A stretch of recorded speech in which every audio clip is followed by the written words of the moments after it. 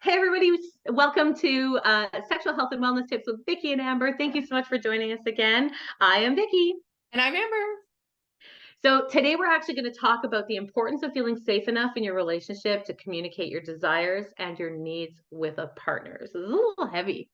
It is a little heavy, and it doesn't necessarily need to be about the bedroom. It can be outside the bedroom too, right? Oh, that's a really good point. Mhm. I'm like, I was just thinking about it in the bedroom.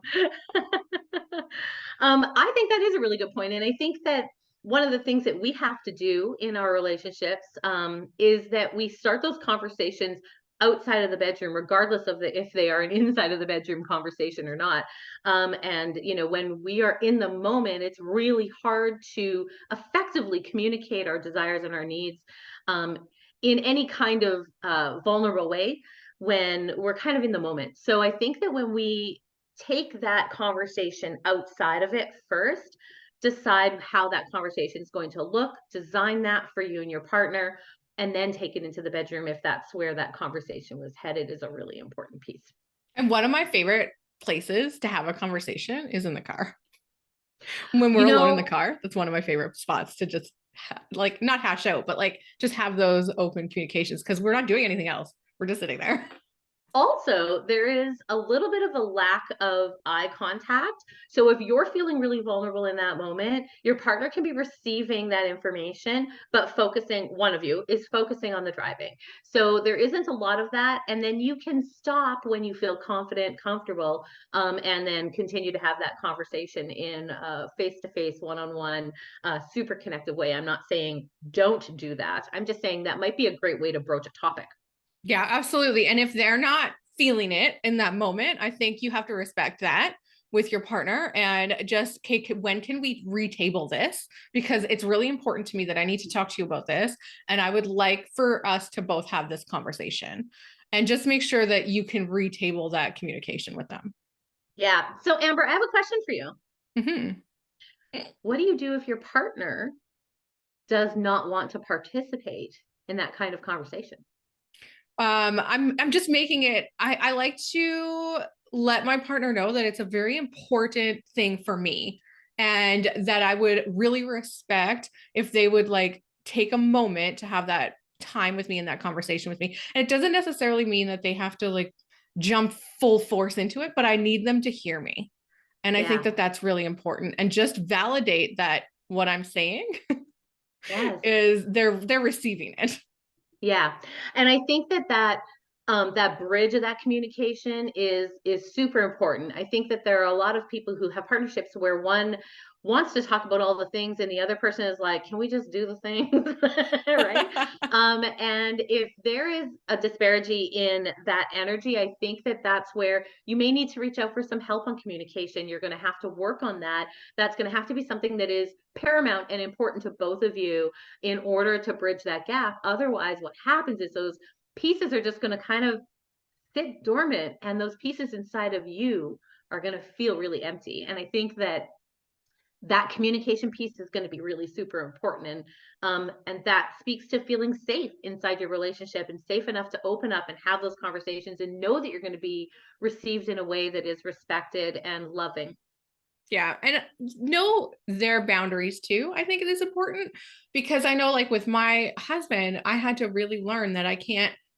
When I'm ready to talk, I like let's talk, let's hash it out, and let's be done with it about anything, whether it's about what's happening in the bedroom, whether it's about an issue we had.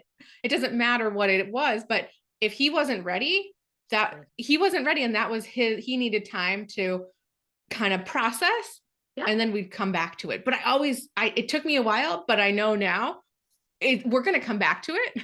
It's Yeah. just going to be a Because little bit later. as women, we've probably been thinking about this for a really long Right?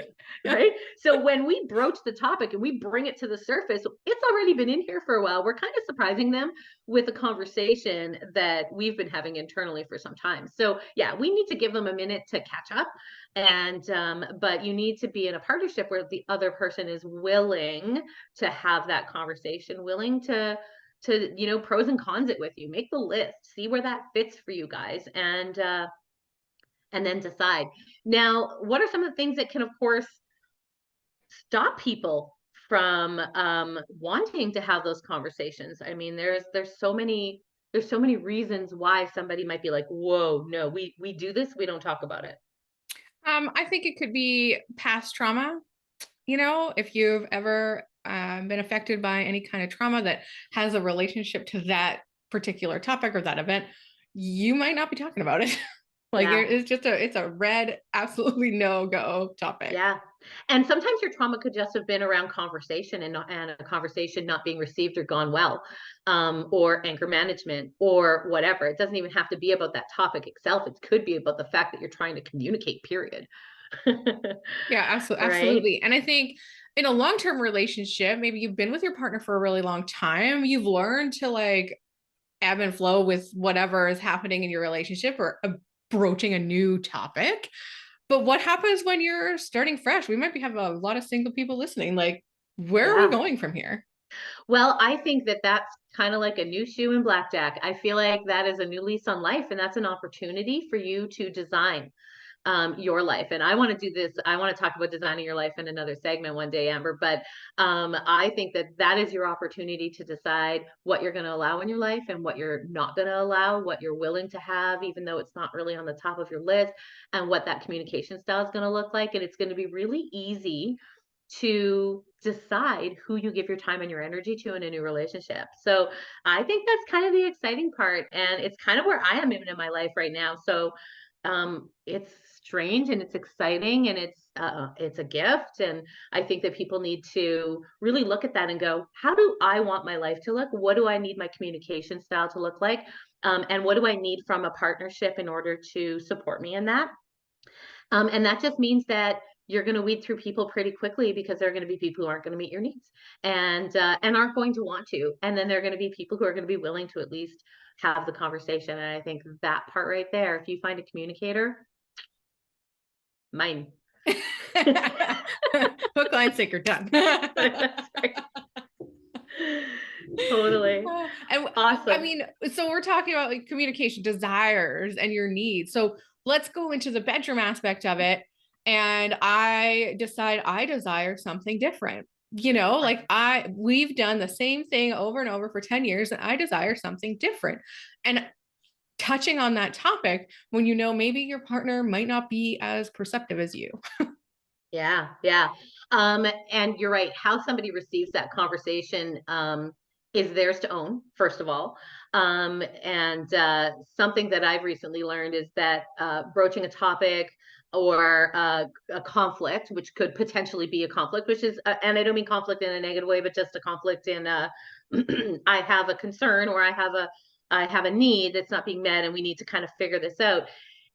A lot of times a partner can receive that as an opportunity for an argument, a fight, whereas we're looking at as an approach to something new and fun and different. So that's sort of where, you know, especially men and women can kind of receive things differently.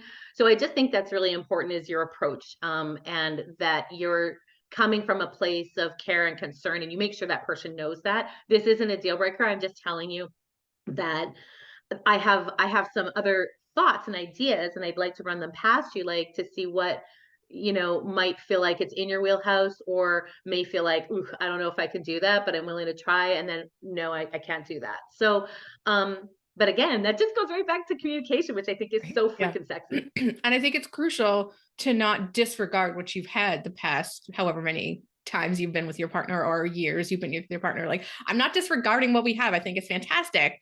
I just think that we could add this Right. I'm into, shopping. you know, This looks nice. right? Totally, totally.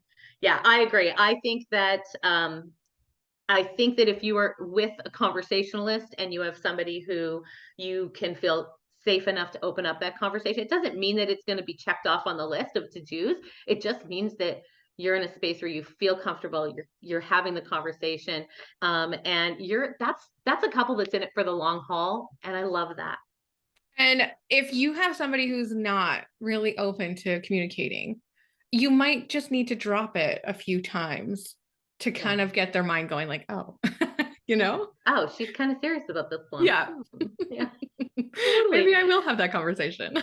Yeah, and there's no reason why you can't table something and revisit it again later. I mean, that's absolutely the way communication works. "Hey, you know what? I'm not ready for that in this minute. Can I think about that and come back to you?" Right? Like, that's all I'm asking for is, just tell me what you're thinking and tell me what's a possibility and what's not. And if we are in it for the long haul, that's a lot of years, Amber, right? Like, we're not talking about a little bit of time, we're talking about the rest of our lives. And what we like today doesn't have to be what we like tomorrow. And you need to be with somebody who's okay with that. And you need to be okay with that if your partner is feeling that way.